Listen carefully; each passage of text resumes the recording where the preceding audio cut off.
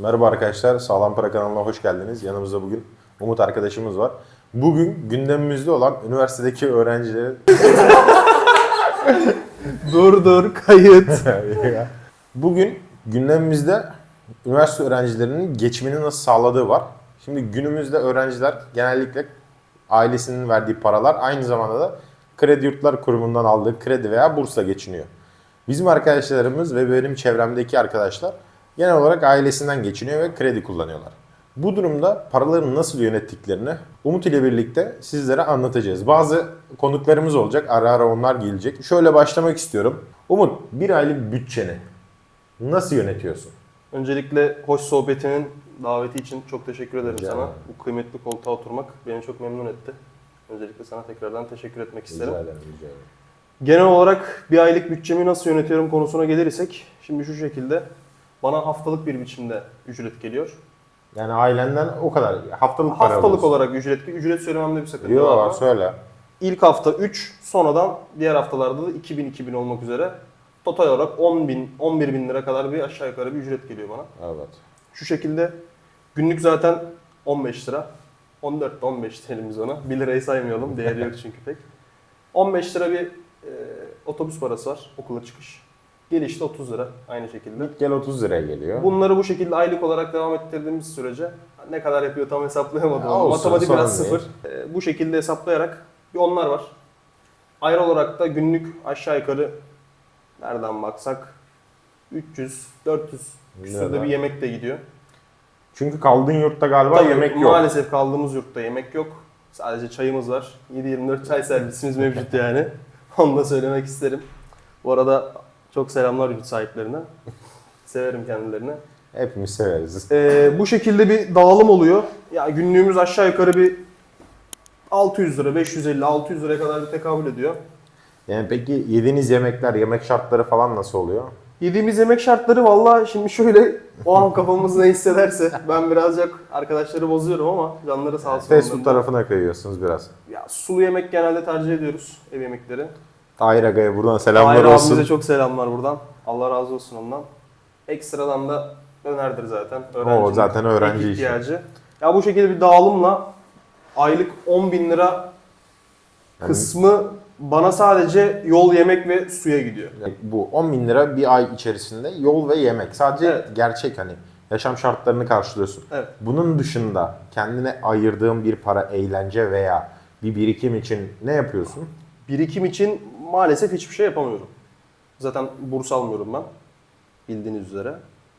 Birikim olarak da dediğim gibi hiçbir şey yapamıyorum. Çünkü yolu, yemeği, suyu ancak karşılıyor bu para maalesef. Evet. Sağlık olsun, yapacak bir şey yok. Genciz daha.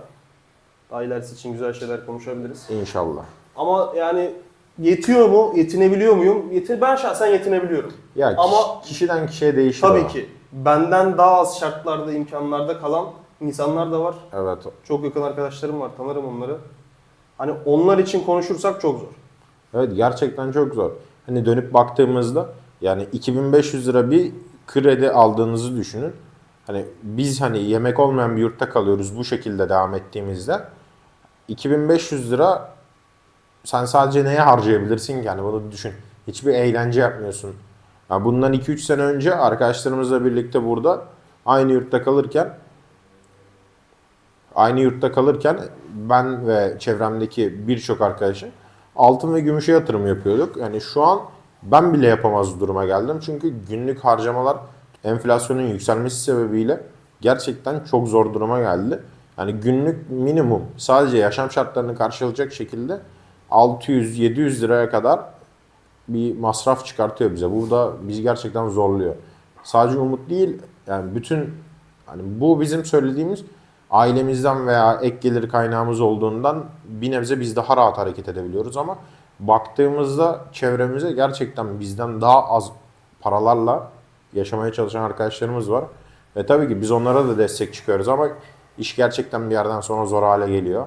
Şimdi yanımızda öğrencilik hayatına yeni atılmış. Yanımızda Mert ve Mertan var.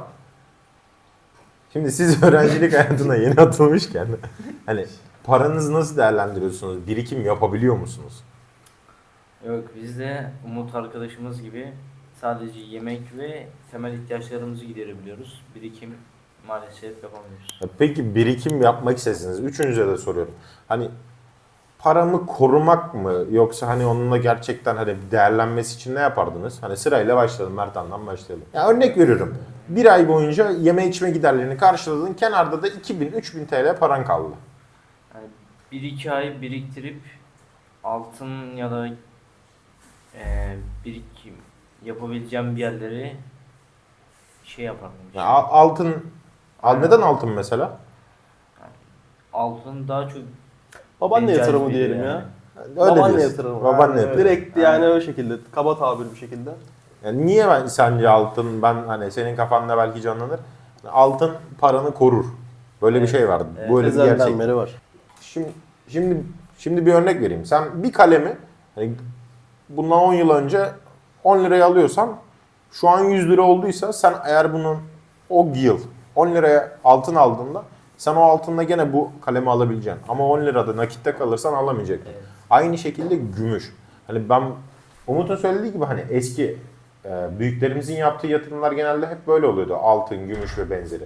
Ben günümüzde insanlara bunu söylüyorum.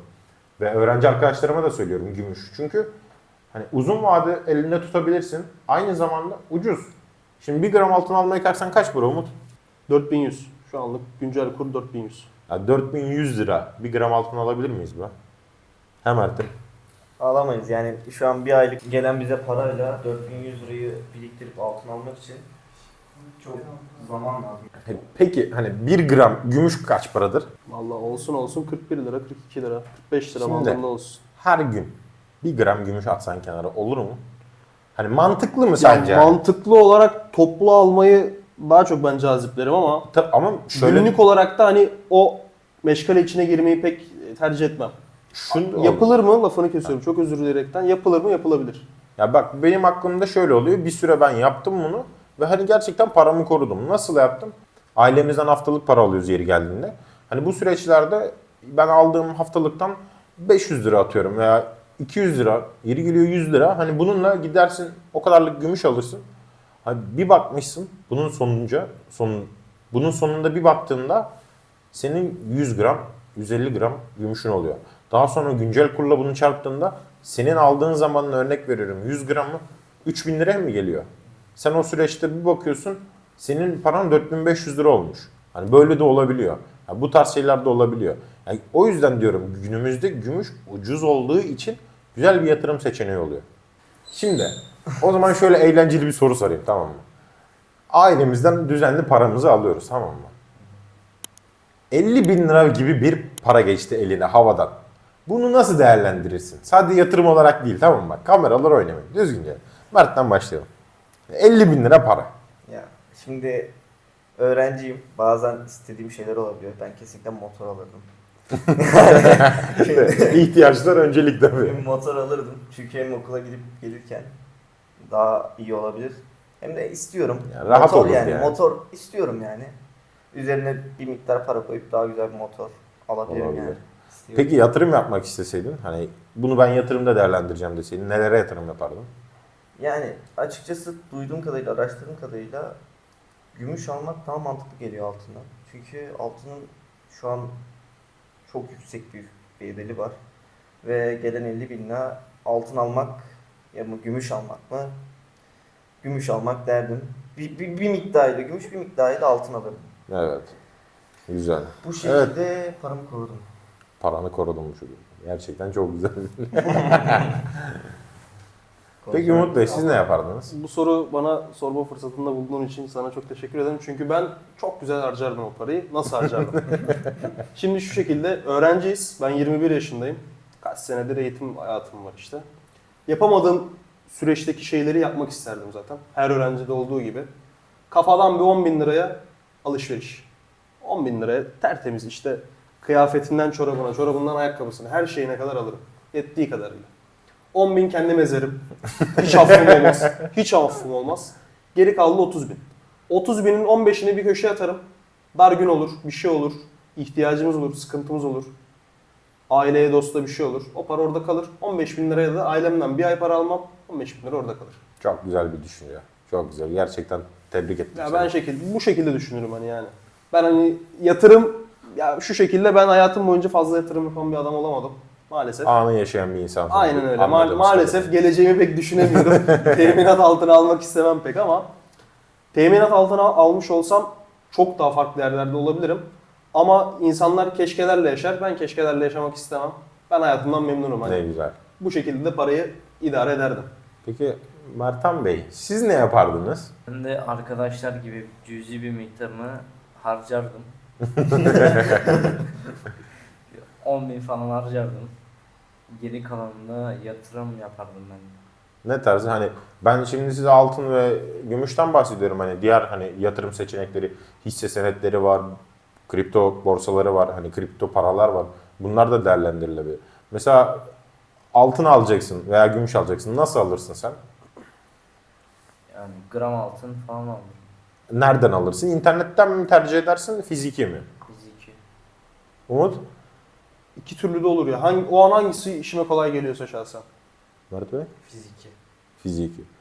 Bu fiziki bize Umut ailelerimizden gelen bir şey bence Fiziki ya. genel olarak zaten gördüğümüz için fizikiyi o şekilde bizim kafamızda da dans Evet. edildiği için beyin otomatik olarak bence onu söylüyor. Bence de. Ya çünkü daha 2025 yılındayız. Hani fiziki olmasa da bence güvenilir yerlerden, güvenilir kaynaklardan tabii ki de. alınabilir. Ya tabii ki de ama İlla işte ki alınır. altının makas farkına dikkat ettikten sonra yani nereden olduğunun bence önemi yok. Onu almanın altın veya gümüşün nereden alırsan al. Doğru. Sadece karına dikkat etmen gerekir. Aynı zamanda kamera arkasındaki arkadaşlarımıza da çok teşekkür ederiz.